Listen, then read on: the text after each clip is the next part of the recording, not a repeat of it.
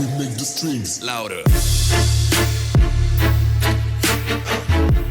What's up, guys? Welcome back to another episode 3 of The Long Road. I think that's what we landed on. Got some feedback from you guys in the last video. But we have a special guest today, and WillerZ from Twitch. From Twitch, yeah.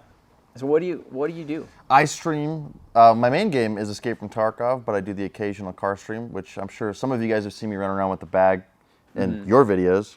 And yeah, I just live stream every single day. Well, and so Will is semi-local to us. I actually met his dad, I don't even know, was it 5 or 7 years ago? I think longer, almost 10 years probably. The body shop next to our old shop, he was there getting some stuff like done. Yeah. And Brandon, the guy that was there, he was like, oh, you should meet Trevor. Like, he's restoring the Supra and he's doing all this other stuff. So like your dad came over and he was just like stoked and he's like, oh, I want to do this stuff on my GTR. And like we started talking about that. And that was actually my first R35 that I'd ever been around, driven, any of the other stuff. And your dad's kind of a crazy guy. He's crazy. And he's very giving, he's very trustworthy, and he's just like, he literally like threw me the keys. He's like, oh, go rip it. Like, let me know what you think. What do you think we should do to this thing? And I was like, oh, buddy, like we could do downpipes, we could do intakes, we could turbo, like we could tune it, we could do all this stuff. And it was just crazy, you know, because I'd never done any customer work, you know, and like that was kind of the exception because I was just like, this is an R35 GTR. And yeah, got to know him pretty good, kind of worked on the R35, and then he ended up getting rid of that thing. He had a Tundra, he had a Jeep. He had it there the whole time because remember, he had the R35, he had a Viper, he had a Tundra, he had a Hellcat, he had a 370Z, he had a Jeep, like he had a boat, like he was balling out of control, but he made mistakes with that. And so what does your dad do for work? I will not discuss that on the internet. Okay, so that, I mean, it makes sense. He sells crack. No, so the things that he does is not illegal at all. No, it's a very illegal thing. It's just he's not on the internet. It's not him. So I don't want to put his information out there unless he wants to do it for himself. Yeah. But yeah, he was doing extremely well during that time. He worked his face off to get up to that point to have all those. He was never taught how to handle money very well. So eventually payments caught up to him when he didn't get paid from his job. And then he had to get rid of everything. Yeah. So it's kind of a wild time too. It was cool to experience it. It's super sad to see your dad work so hard and lose everything he wanted, like achieved, right? But I carry those principles with me now, like how conservatively I think with how I purchase things and what I have saved. And I just don't overdo it. And I never am a slave to the next check, knowing that I can pay my bills without the next check, just saving money. But it was cool to experience that. I mean, definitely to be around it. I think you definitely, in life, you need like a lot of like good, bad examples. Yeah. You know, like I have some family members that were, I guess, good, bad examples as I was growing up, you know, with like drugs and things like that. And so that was just one thing that I never wanted to get involved with. Is I literally seen their life and how it affected the family and our family and everybody around it. And it was just like this spiral. And I was just like, okay, that's because of drugs. You know, so it was just one thing that I never like got into, or I just had a different perception of it than I feel like a lot of people that maybe didn't have a good bad example, you know, a bad example in their life, you know? Yeah, you hate to see it to people, like to happen to people, but you're glad you saw it to be given the example of what not to do. Well, I mean, I guess it gives a little bit of purpose to them, is at least they taught you, you know, to then you don't hopefully make the same mistakes. No, 100%. I think a lot of that is just trying to not make the same mistakes as, you absolutely. know, even sometimes you got to make your own mistakes. Even if somebody tells you not to do something, sometimes you got to do it. Yeah. To make it happen. 100%. But Will he streams on Twitch, and you started streaming how long ago? I started streaming, I'll hit 6 years streaming in this upcoming October. So yeah, I've been streaming. I worked a couple other jobs before then, but yeah, I started streaming almost full time for 6 years now. That's wild. So, and now you have like 300,000. A few 100,000 followers, yeah. And then how Twitch works. So I've never been into the whole like Twitch live. Like I knew you could go live on Twitch. I knew that was a thing. We've been live on YouTube, but it's like a different world, especially in the gaming community. Yeah. Like you literally live stream for 8 to 12 hours a day. Yeah, so... Which is wild. Like, he's literally like doing this, talking to people in the chat, playing video games. You definitely have to have crazy work ethic for it because, like a lot of people, even like myself, we're playing one game for months on end for a ridiculous amount of hours. So yeah, I'll spend 8 to 12 hours a day streaming one game, and then it's maybe some more hours logistics afterwards. But yeah, it's one game, 8 to 12 hours a day. And so even today, he just was like, hey, I need to take a day off. Like, Yeah. what are you doing? Like, I'm like, oh, we're at the shop, we're doing some stuff. If you want to come hang out, come on. Also, Will actually has his own R35 GTR. I do. Right now. I do. And it's a 2016, and it's immaculate. Would it have like 4,000 miles And on at it? 8,800 miles when I bought it, it was a one-owner car. I know it was an old guy that owned it because like it was in the Bluetooth. It was called Badass GTR. So I was like, no young guy is naming the car Badass GTR. So yeah, bone stock. I bought it, and then now it's full bolt-ons, and it's upgraded the brakes. It's sitting on BBS LMs now. So yeah, it's a sweet car, and yeah, it's just it's interesting because I feel like, did you get to drive your dad's R35? I did. As long as like, if I did a full-on detail, like with an orbital and everything, he would let me drive it. Yeah. So now I hate detailing cars, but yeah, I got to drive it. I got to enjoy it. That's why I knew I loved it. So actually, funny story about that. So when my dad had to get rid of it, repossessed, I kept the spare key he had. Mm-hmm. Okay. And I told him myself when I was 16, I was like, before I'm 25, I'll get one. I don't know how I'm going to do it. But I did. I got it when I was 23, yeah. Wow. How old are you now? 24. 24. That's wild. So you've been streaming since you're 18. Yeah. And literally just putting in like 8 to 12 hours a day, every day, which is just crazy. Yeah. Like the dedication to do that. And even though it's like, it's seemingly like easy, I feel like it's strenuous. Like me being live is... Yeah. Well, I mean, with anything in life, and I'm sure your viewers can understand some of the people behind the camera right now, or behind their screens, they get told how lucky they are, how good they have it, and I'm sure you hear it, but like they don't see the amount of sacrifices it took to get to that position, to get to the success level of it. Because I mean, I didn't have anything to show for it for quite a while. Well, I'm sure like all your friends and like you get out of high school, you start streaming. Everybody else is going off to college. They're traveling. They're doing this. Yeah, I got accepted to CU Boulder to go to college, and I got a 28 on the ACT. And I was like, okay, I was going to go to college. I'm going to do the easy life. And I was like, but why? I was like, why do I follow this just path and just do it like everyone else does? Like, just follow the path. Take the risk at something that I love, so I don't regret it in the future. So that's kind of was my mindset with the whole streaming stuff. So. Well, especially when you're at such a young age, like taking that risk. It's the time to take, yeah. I mean, that's the best time to do it. Like if you're going to risk something, you might as well risk it when you're 18 and you don't have anything to lose, really. Yeah. You only have stuff to gain, and especially when you're putting in that much effort. Did you know that it was going to be just like a guaranteed success? Like if I put in these amount of hours a day, I will be successful. I never thought of it actually success. It was if I could pay my bills by doing it, I was successful in it. Anything past that was cool, but it was never the goal. I truly believe the product of the outcome of what I have today and where I'm at is because of my passion backed by my obsession. And it, now I have many fruits for my labor, and I'm very blessed to say that. So yeah, it was never the goal for what it turned out to be. It was just the product of my passion. So yeah. So what do you think? Like, are you ever gonna stop streaming?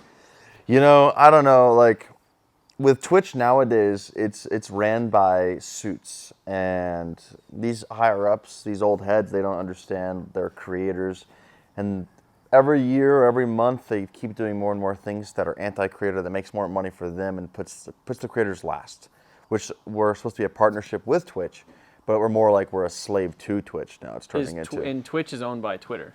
Amazon. Amazon. Oh, okay, Amazon. Amazon. I mean, I love streaming, but I will say the amount of things I miss out on because I stream so much is insane. Yeah. I've missed out on so much, like I'm like life.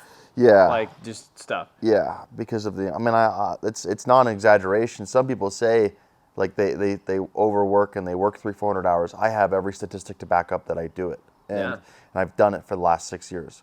So I missed out on a lot, and it makes me think. I was like, how long do I want to go with this streaming stuff? And I love it. Like that's the issue. Is like, I think I'll find something I'll do that'll like make up income, right?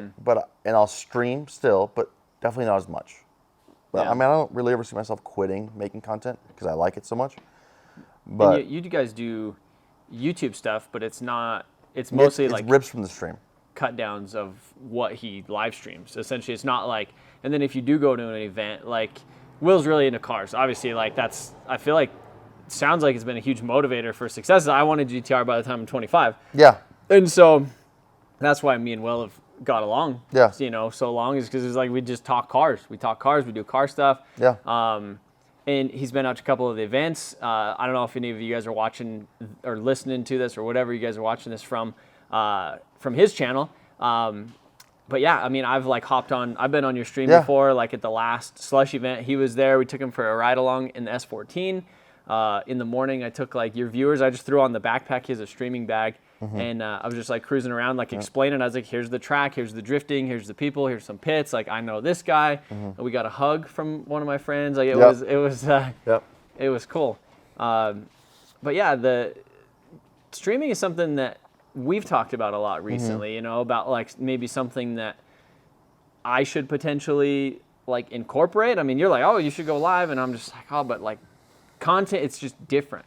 It is different. It is different. So like I even break it down in my head of live streaming car content. And I ran into the issue at the Slush event this last time. Everyone's like, go walk around and do it again. Do it again. Do it again. Do what again? Like just go walk around, show the cars again. Even though like people are just joining the stream, they didn't see all of that. So the people that are already here, they're seeing it 4 times over, but I'm having to do it over and over and over again. So like the car content stuff's fun to make, but it's like you could totally set up cameras in this shop and do it maybe for 2-3 hours. But like to a full workday length of live streaming, it's too hard. There's not enough content. You'd be doing the same thing over and over. Versus like with a video game, like I just next game. And it just keeps flowing. Well, because you die or you respawn or whatever. Yeah. You can't do that putting an engine in a car. No. You're like, oh, put it back in there. You're like, I just put it in there. I want to redo it. I don't. Yeah, I want you to do it again. Yeah. That's interesting. What do you think about your audience? Like how he's kind of explained it before is you're just a part of their day. Yeah. Like if they're like, let's say they're like a security worker. Yeah. And they're supposed to be watching like security cameras, but then they have you playing Tarkov. Yeah. Homie goes to work and he sits down and at 8 a.m. He's like, all right, we'll be live. We'll put him on while I'm working. And then by the time he's done, I'll probably be done with work too, and that's that. So you guys are just like homies that hang out? Yeah, so it's actually super funny too because I'll know people are leaving for work because I'll have a viewer count dip. So I'll know they're going to work or like going home from work. Yeah. So yeah. That's interesting. Being a part of someone's day, like that's how you grow on Twitch, and you're consistent about it. That's how you grow. Huh. And if you got to be entertaining, right? But, yeah. Yeah. Well, and that's what we've talked about here is like how do we because there's a lot of downtime with cars. You know, like a video game, like it's action. You're sitting there pushing buttons, doing stuff. Yeah. You could go here, you could do that. Me, it's like, oh, we're waiting on parts, or man, I got to order this thing, or I got to take this phone call, or I got to email this person, or you know, it's like I don't know how to do that other than like if we had, you know, moments like big moments. All right, we have all the parts together for like let's say the 7.3 Mustang. And we're going to pull the engine out today. We're going to swap the cam in it. We're going to check out this 7.3. Yeah. But then it's like, we've tried kind of live streaming a little bit, but I don't know. I'm really curious, like, what you guys think. Like, how I could integrate it or even if I should. Because, like, it's kind of nice being able to, like, film stuff, edit it, time-lapse it, structure it, you know. Because, like, sometimes there's videos that it takes us 3 weeks to film. It's like, oh, we filmed one little clip today. Oh, crap, we need parts. All right. Order parts, wait, okay, then continue it. And it just like we either throw it in a timeline versus like live. You're like, it's almost, I don't know, it would be kind of interesting because I feel like we could change it up a lot, especially if we get into what we kind of talked about in the last thing of like buying and selling cars and like parting out the stuff on eBay. And it's like, if I had a tow truck and we're like, hey, like I'm surfing Marketplace, like today is like, Marketplace Monday, you know, and literally like we live stream and we just sit on Marketplace and try to find deals, and then we literally grab the bag, load up in the tow truck and go. You could work. That would be kind of cool. And you go to buy stuff, you get gas. Like it would be an interesting thing. And then you show up and somebody's like, "Are you got that camera on me?" You know, and they're like get all mad.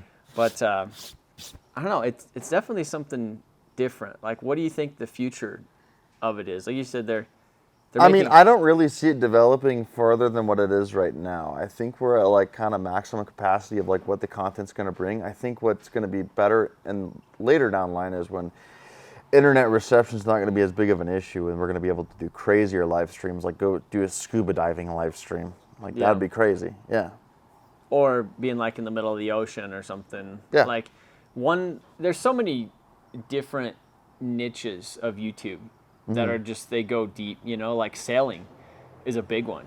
Like people that like sail and they just literally buy boats and they sail and it's like a mini vacation. Like people literally live a vacation through somebody else's eyes. Yeah. You know, and like imagine doing that with a live stream. Yeah. And one thing that we've talked about recently was, were you part of that? I think we asked you about it, about the event that we were looking to host with selling a virtual ticket, essentially. Like, you know, we're just like trying to talk about like how do we get more people in the door, you know? Like you run out of physical parking spaces, bathrooms, food trucks. There's a limited amount. You know, there's pay-per-views for events, but like how do you give somebody an experience at the event? And I was just like, literally, we were talking to Will, and we were like, hey, would you want to come to our event? We'll sell a virtual ticket. The ticket will get you entered to win this other thing, you know, because I'm a big giveaway guy, you know. And you would essentially be like the VIP for them. Yeah. You know, the live stream. So like somebody who couldn't make it to our event but lived in Australia or New Zealand or across the country, or, you know, they had to work that day. Yeah, no, it makes sense because like with a lot of things in life, we all have FOMO, fear of missing out. So it makes sense. Then you, like, we literally give you the best day as like you're the VIP, you know, like, or the guy who is streaming that virtual ticket, which, see, remember in the first podcast we talked about like how, I'm talking to Charles, he's off camera right now, like being early to things. You're early to this cycle. Like I feel like I'm early to that. Yeah. Of part of things, you know, and I feel like almost even automotive YouTube could be early in the streaming. I don't see a lot of people doing it. Salmon does it. Well, but as a lot of people, I didn't say not everyone. It's not like everyone fires up, like they're building a Miata in their garage and they pull out a camera, you know. Like, I just think it's too hard. I don't know. It's just like streaming stuff. I mean, it's just different. It's just different content. Do you think that an automotive channel could survive with just streaming, like a workshop like this where you build cars? I think if you had an entertaining enough crew, it could be treated more like reality TV. Yeah. Guys, this podcast is brought to you by MotionAutoPerformance.com, where we have over 200,000 parts in stock ready to ship directly to your door. So if you guys are interested in any of the parts that we use on a lot of the builds here in the shop, like Deechworks injectors, Deechworks fuel pumps, Garrett turbos, tons of internal parts. We have WeatherTech floor mats. We have K&N air filters. We have Mishimoto coolers. We have a ton of stuff. Pretty much anything that you could think of aftermarket-wise to put on your car, we have it on the website. So if you guys wouldn't mind clicking that link in the description, or just get on your mobile phone, type it in MotionAutoPerformance.com. Appreciate you guys listening to this little ad segment, and let's get back to this podcast. We're back. I really appreciate that sponsor. Link is going to be in the description. So, Will, what were we talking about? Actually, I don't remember. I was too caught up with that commercial break and that sponsor we were just last talking about. I would say that's probably one of our best sponsors. I'd agree. Number one sponsor. So would you ever consider another platform, like switching over from Twitch? You know, everyone has a price, right? I don't know what my price is for something like that. I've been offered 2 deals with like Facebook. I have a non-exclusive offer with a site called Kick. I got offered too. Twitch would have to really do something wrong for me to accept the deal, I think. From somebody else? Or if the deal was such an extreme amount of money. Like it'd have to be something crazy. Like you paid that much for that guy? What? Like you have to do one of those deals. Almost like the Joe Rogan Spotify thing where it was just like insane. It's like, whoa. Yeah. Like, you would have been a silly goose to not do that. Yeah. It'd have to be something like that. Like, what about freedom? What if it was just freedom to, like, let's say Twitch started, you know. Yeah. Like, you said that they're kind of hurting the creativity of the creators, or they're, like, doing things that are better for them but worse for the creators. Yeah. So, essentially, like, you're kind of the slave. I mean, I think that that's that's almost the thing that I would like the most out of. I feel like we're just in this like algorithm rut on YouTube where it's like, at first it just kind of worked, you know, but maybe there's a lot of people on the platform. Maybe my videos aren't as good as they used to be, you know, that type of thing. Is there an algorithm on Twitch? There's no algorithm. There's It's no just- discoverability. I hope I'm on at the right time to get my chance. And the more I'm on, the more consistently I'm on, the greater my chance is. Make your own luck. Yeah. That's what Twitch is. Make your own luck.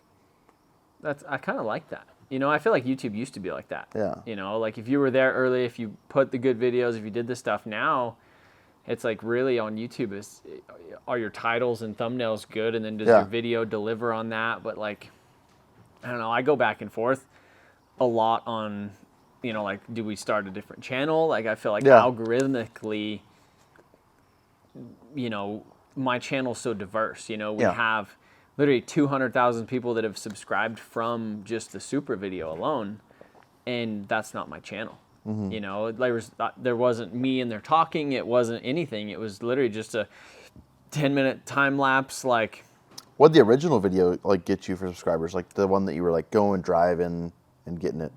I don't know. Not the build video. That would be. It would probably be. I think when I started the Supra, I had like 20,000 subscribers, 20,000. And within a year, I was at like 120 to 150,000. So like, I would say the Supra gained me a solid, obviously 100,000-ish within that first year. Yeah. Of just doing that. You know, between all the build episodes, you know, I think that somebody probably got the thumbnail in the first one, they watched it, and then maybe they skipped part 2, or maybe they got part 1 and they were like, oh man, I can't wait for part 2. And then part 2 came out and they're like, sick, part 3, cool. You know, and then they just subscribed, and then obviously I don't do builds. Yeah. I don't know. Not that I don't do builds like that anymore, but I feel like it's not special anymore. When I was doing that was in 2016, 2017, that was special. People weren't doing that on YouTube. Now, people do a build like that in a month. You know, that's crazy. With a whole crew, and like, it takes it from, you know, I feel like I did it on like a realistic timeline of like, you know, I did a lot of the stuff myself. I had some help from other people, but it wasn't like I had a crew of 7 dudes working on it for a week to get it done. Yeah. It was just like it happened when it happened. If it was maybe 1.5 people working on it, you know, mostly one, just doing stuff. But yeah, it was just like a lot of sanding. There was a lot of experience that I was kind of inexperienced doing it. And I've learned a lot, you know, I learned a lot from working on that, and I think I showed a lot of people, but I don't know, like the live stream thing, just like, is that like a fresh opportunity for that? Is like, okay, like we're working on this car today, and I think if it was done right and the personalities were great, because I definitely want the longevity of a live stream and a live streamer is the personality of the creator. So I would say most people actually, there's very few people in the live streaming world that make it past their 2-3 years of live streaming. Like if that game dies, they die, like as a channel. So like I know I can do anything like now after like dabbling in other games and doing the IRL streams, that I'm successful in the fact that I could do other stuff, but I just choose to do the one game because I enjoy that one game as my main game.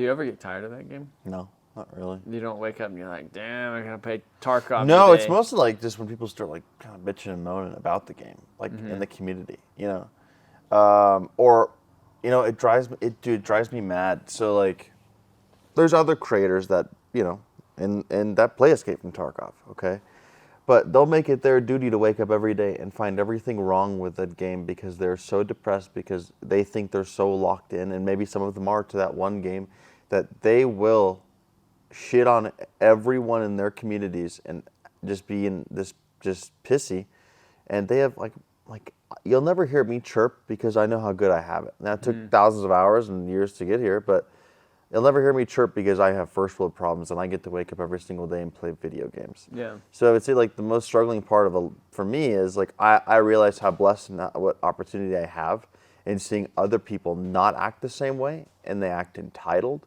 That the community was what drives me insane with that game. It's not the game, it's the people. Do you see them like get rewarded for that like drama, so to speak? Everyone loves drama.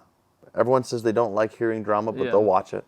They'll watch it. Yeah, they get like, rewarded. oh, this one guy was saying this one thing today about Tarkov, and then they, it's on Reddit or it's on whatever. Yeah, they chirp and chirp and chirp. Some of them would reap rewards. Some of them are known as the biggest bitch. Yeah. I like to be the level-headed guy. That's my thing. Yeah, and I feel really similar. Like it's hard to complain when you have it pretty decent. Yeah. So. Yeah, I don't know. What else?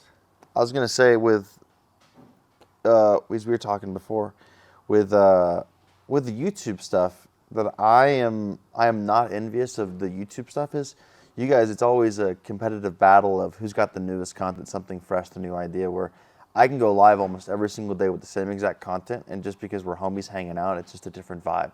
Mm-hmm. And I do not envy the YouTuber life of every video needs to be something different than the other guys, and it needs to be hyper competitive. Now, it's competitive in the streaming world in the sense of, I think it's more competitive as once you have the platform, who's putting in the more hours and who's the hungriest. But I think for some YouTube, I think there is a lot of creators that can kind of do anything. Like, it doesn't matter. I think certain people, like myself included, I feel like I kind of locked myself into like the builds. Like, the builds is the channel, it's not me. Whereas I feel like how you said that your community is there for you and they'll follow you from game to game. Mm-hmm. And I feel like there is certain creators that it doesn't matter what they upload. It doesn't matter if they're working on a Geo Metro or they're in a private jet. Like, their audience is there for them and their personality. Yeah. And I think that I kind of almost relied on the builds to do that, initially. So I think that. But I think so far you're kind of turning it into more of a personality thing than you are trying a little full bit, build. and Good especially balance. trying to get more people like on the channel, and I think that that's one big thing is just like doing it yourself sucks, like I've, not that it like completely sucks, like it's not the worst thing, but like I feel like the videos are so much better when you have a crew, when you have people there to chat with. Yeah, because you're bouncing jokes. It's just vibes. Like, yeah. Yeah, like getting stuff done, and like I don't want to be the guy like in my garage by myself, like working on stuff. And I feel like watching those videos if you're watching a how-to, that's what you want. You don't want a bunch of people cracking jokes and stuff. But like if you're just tuning in at the end of the day to like kind of hang out with your homies on the screen, like you want those jokes, you want the other stuff, and it doesn't matter if you're working on a Prius or a freaking R35. Like, as long as that banter's there, then I feel like the audience will kind of go with you. So that's one thing that I'd like to get is more crew. Like more people like to do things with. That makes sense. So, makes sense. And I think you mentioned it earlier. I think it was off the thing was like almost the reality TV show style of a live stream potentially for like an automotive, creator. I think that would be, you'd have to have a big crew. But yeah, I mean, imagine being live here 8 hours a day.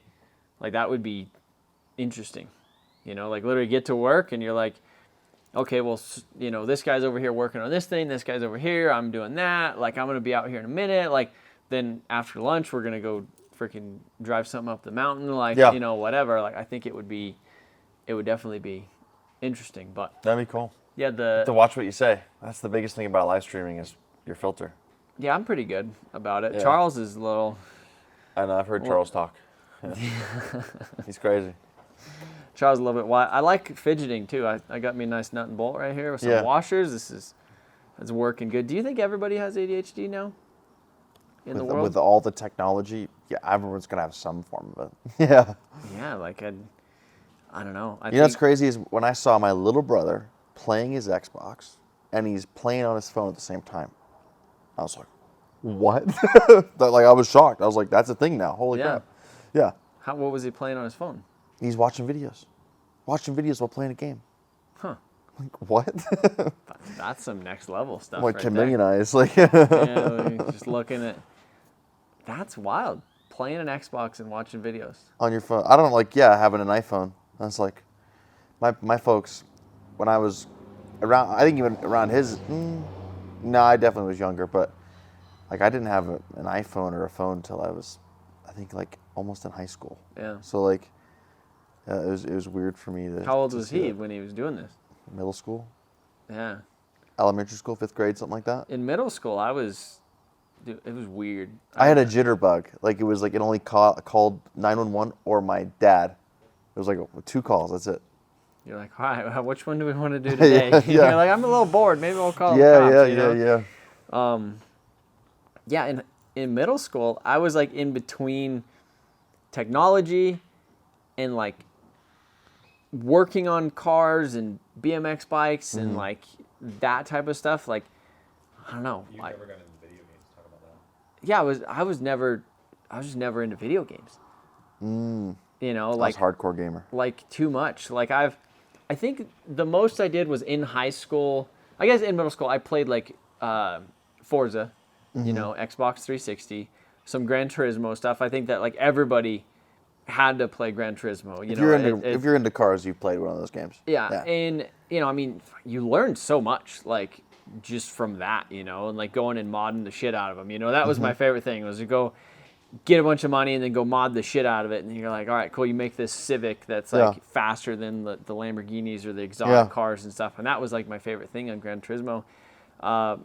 With Forza, I played it a little bit, but yeah, I mean, after that, I was just like, all right, well, I just want to get out in the world and like make money and build my cars, and that's when I got my Datsun. I was like 13 years old, so like I was playing video games, and there was a Datsun 510 in Gran Turismo, and you could like SR swap it and do all this crazy stuff.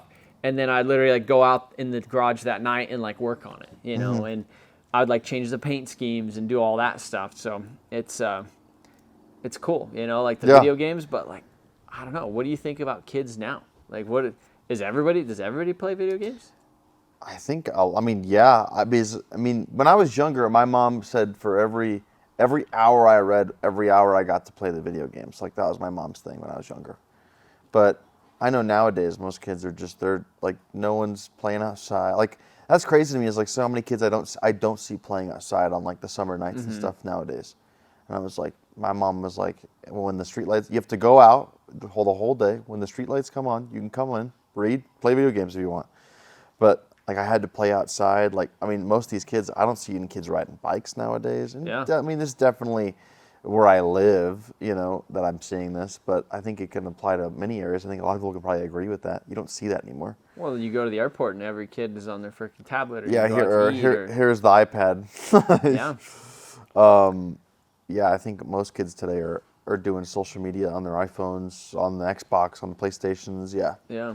More than they are playing outside. Well, and I remember like the days of like Xbox Live. Like I never really did Xbox Live because I didn't want to pay for it. Like my parents didn't want to pay for it. They're like $10 a month for freaking for you to play Call of Duty or whatever. With people you don't know, strangers. Yeah, and like so I would go over to my buddy's house in middle school, and they'd be in there like screaming and yelling and you know like talking crap to each other, and I'm just like sitting here, I'm like looking on Craigslist, you know, trying to buy stuff, you know. But it was just interesting that, you know, kind of that world is.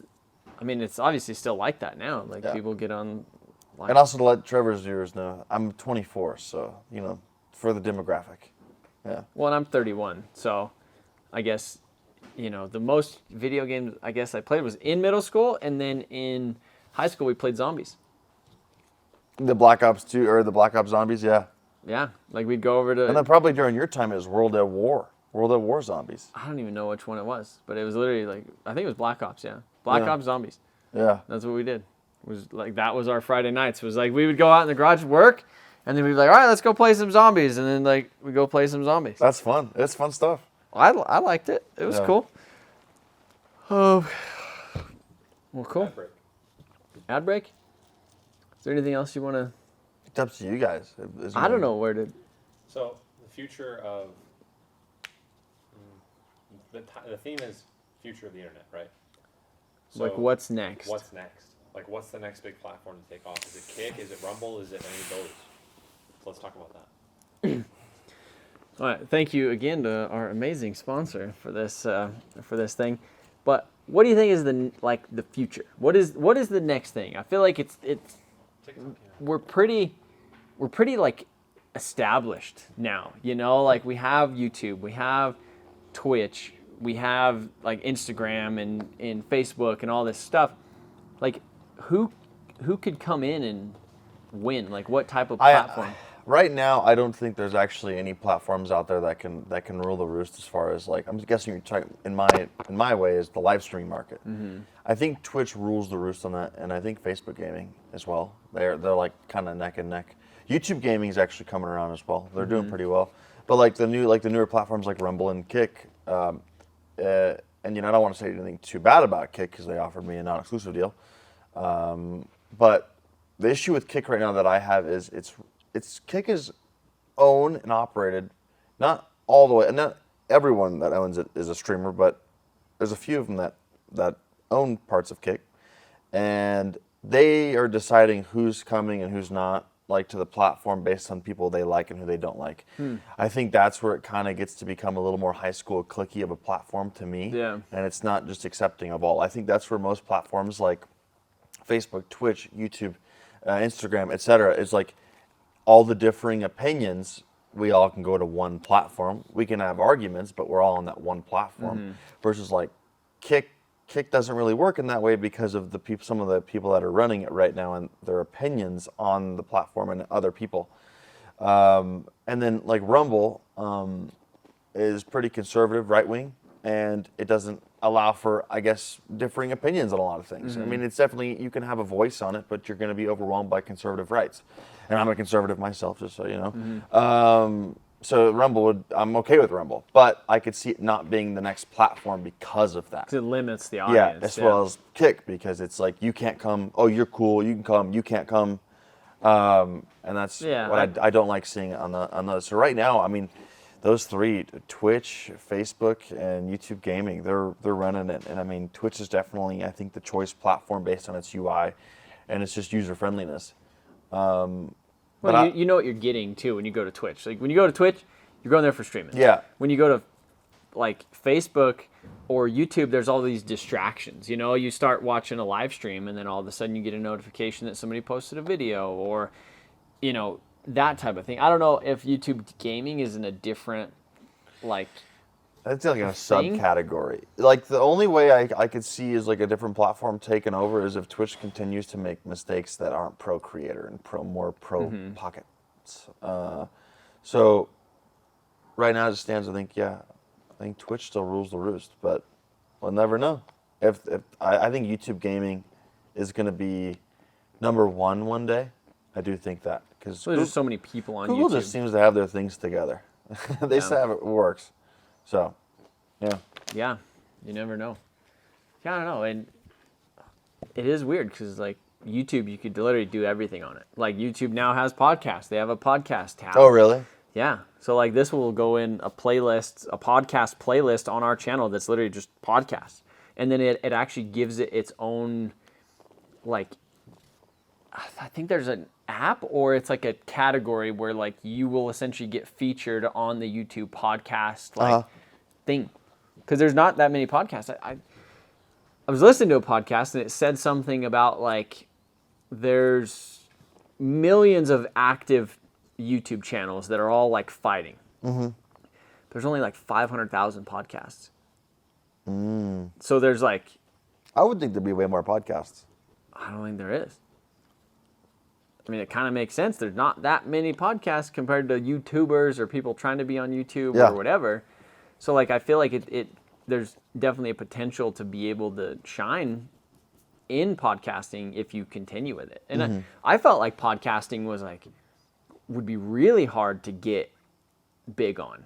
But, like, hearing those stats, you're like, okay, well, you actually almost have a better chance if you're interesting and you do, you know, you obviously upload consistently and you do that. I think guests stuff. are definitely important to having the right guest. Yeah. Because I had buddies that they started their podcast called the Unsubscribed Podcast, and they less than a year they're like 150,000 subscribers on their podcast. So because they keep having these great guests, and they're mostly they're my homies from San Antonio, Texas, the Black Rifle Coffee crew, and so they get all these crazy guests on all the time. But yeah, I think that's good, and I think that's, you know, something that hopefully like we have access to a lot of other like obviously automotive creators that we could sit down and chat with, you know. And you, even though you do a lot of Twitch, like you do a lot of stuff with obviously the internet, so you're a creator and you love cars, and it makes sense. I don't know anything about cars, by the way, Trevor's audience. Like, I know some stuff, but like Trevor's going to teach me how to work on cars, like truthfully, like real work, not just swapping a couple things here and there. So I know nothing. I don't have the time to learn. So I keep telling him he just needs. So he wants to get into drifting and some road course stuff, and I'm like 350Z HR, like just get one of those or a 370Z. Yeah. Something that just works. And he's like, but I want to work on it. And I was like, but these things, you just get in it, you put the key in it, and you go. The issue is like that works. It's practical. It works, but it's not something I want. Like it's like I understand it, but it's not what I want. Yeah. Like so, he has an S14 and a trailer back there. So I was like, well, Trevor, what would it take to get this thing nice Trevi spec? Yeah. So I think in my aspect is, I just want to get you driving sooner. Yeah. Than later. Whereas if you get stuck in a build, especially if you don't know where to go, or you're relying on me all the time, like I get busy, whatever, then you're limited. You're like, okay, well, I want to build this sick S14 drift car, but I might not drive it till next year. Yeah. Whereas like if you go buy a 350Z this weekend, we can be at the track this weekend, like. Is there any open drift spot like that you can just go anytime and practice? So we have the local track down here, PMP. They're actually doing kind of like a Thursday night, like Taco Tuesday thing. I think they do it once a month. There's like a little open drifting skid pad thing. That is practice. That's cool. And then we could also rent I think PPIR. It's not that expensive to go out there, and especially if it was just like me and you. You don't have to have fire safety or any of that crazy stuff. You can just rent the center? Yeah, so we could go. I think it's not that expensive. Like we could go out in the middle and literally just spend a couple hours and do figure eights and just kind of do some stuff. And then it would there's no pressure of the drifting then. So like I could go out there, test some stuff. Like we might need to be doing some stuff with this here soon. That's my fear is like the pressure of like, oh, all these eyes around me making a mistake, tapping a wall, like yeah. No, I think someone, I think that's what we should probably do. Maybe you could live stream it instead of having 1,000 people on the wall. You'll have 1,000 people on the stream. On your shoulder. But I think that's definitely an option. But yeah, I think that's why I'm trying to push you more towards that, is just because I know that like my time is limited, other people's time is limited. I know that cost that it takes to build a drift car in time. Yeah, to try to get. I think it's more dialed. time for me than it is money. Is like more of like the turnaround time on that. Yeah. So I think what we could do is if you want to build that S14, we could build the S14 over here on the side. But have the 350. But have the 350 to like get you in the seat, get you addicted to it, and then you're like, okay, I want this to do that, or I love this about my Z, or I want, here's the things that I like about it. I wish it had more power. I wish it sounded cooler. Okay, cool, let's do that over here. But at the end of the day, you have a car that's solid. I gotta figure out where to store all these cars if I'm buying a Z and an S14. Well, I was telling him about an enclosed trailer. Enclosed trailer, just leave it in there. That's true. Throw it in there. So how do you stop the thieves? Just a lock, but I'm like, they can chop that lock off. And a GPS and just park something in front of it that doesn't move. Bro. Like something like that. Something loud, like a washing machine or something. If you're moving it, you're hearing it. Yeah. Well, I think that's about it. Hopefully you guys enjoyed this thing. Be sure to follow WillerZ on his social media stuff. You do some Instagram things. He does. I have like 70 posts on Instagram, and I have like 7,000 followers. So I'm pretty proud of that, actually. I was like, I don't post, but I have like 7,000 followers.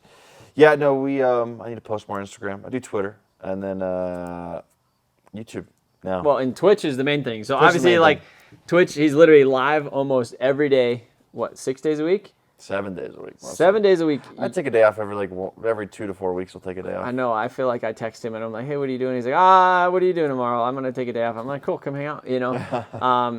So it works out good. But yeah, go check him out on there if you guys want to see some Tarkov streaming. If you guys have watched him before, if you're from him in anything, I appreciate you guys tuning in for this thing. I think that's it. Appreciate you watching, listening in, and don't forget to share this with your friends if you liked it, and engage with the community in the chat, in the wherever you could post, and see you guys later. Appreciate it.